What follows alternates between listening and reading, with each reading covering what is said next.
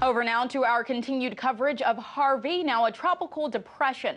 Over 25 trillion gallons of water has fallen on Texas. At least 30 have died and dozens more are injured. Minutes ago, the White House announced Trump is pledging $1 million of his own money to Harvey relief efforts. And as the situation unfolds, the community and city officials are now facing new concerns. Overnight, 2 explosions erupted at a chemical plant in Crosby, Texas. Trinity Chavez joins us live from our New York studio. Trinity, what do we know about these fires so far?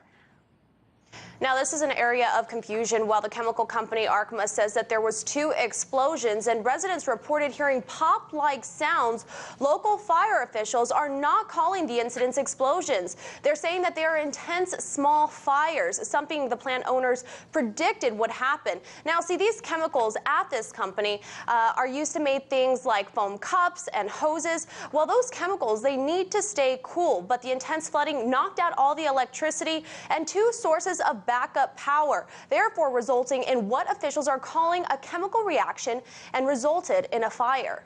I don't want the public to think that these are massive explosions. Right. We're trying to make sure that our citizens are comfortable in what's going on and that they know the truth. And so with that, these are small container ruptures that may have a sound, may have a sound of a pop or something of that nature. This is not a massive explosion.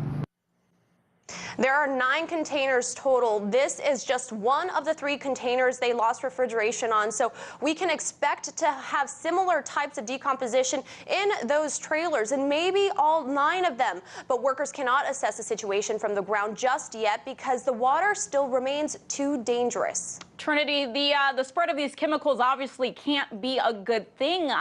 Do we know the kind of health risks that are associated with breathing in these chemicals?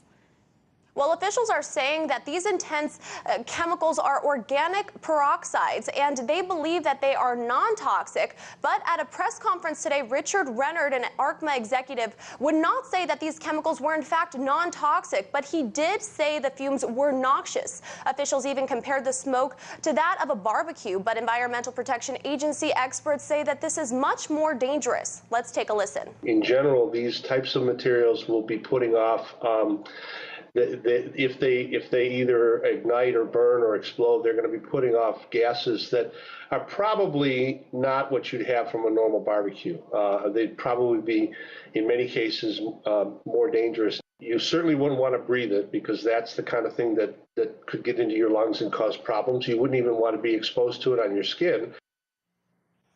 And that seems to be exactly what happened to 15 deputies who responded to the fire. They all complained of respiratory irritation and went to the hospital. 13 of those 15 deputies have been released. But what's so concerning is the fact that there are more fires expected to occur. We fully expect that the other 8 containers will do the same thing. Water is still in our facility and preventing us from accessing the facility. And we believe at this point that the safest thing to do is to allow the other 8 containers product in those to degrade and burn. Officials nor the plant executives can determine exactly how big these fires will be or the kind of damage they'll bring. It's all speculation at this point, but what we do know is that the smoke that was seen by these fires was estimated to be about 30 to 40 feet tall. Right now, residents within a 1.5 mile radius have been evacuated, but environmental experts warn that while these chemicals are still in the air, to wear as much clothing as possible and find something that you can use as a mask to cover your face from inhaling this material, and add that since the fire could spread through the air very quickly, in this case, maybe having a lot of water around isn't such a bad thing. Thanks for staying on top of this story, Trinity. That was Trinity Chavez reporting in New York. Thank you.